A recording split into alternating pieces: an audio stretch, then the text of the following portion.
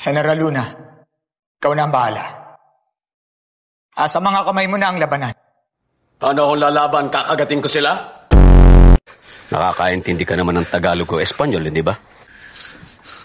Opo. Putang ina mo. Kawaawang mga sundalo ng kawit. Nasa maling ulo ang utak ng inyong pinuno. At hindi naman ganoon kalaki ang utak niya. Nauubusan na ako ng Ingles. Arestuhin nyo na, tangina naman, oh. Sige na! Ramilo!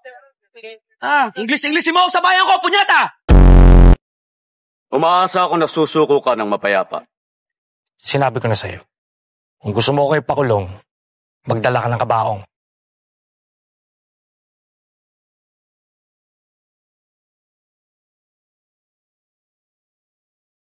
Baliw ka talaga, Luna. Sinusunod ko lang ang gusto mo. Magbaba ko mamaya. Dapat nakapagpagupit ka na, ha? Kung hindi, babariling kita!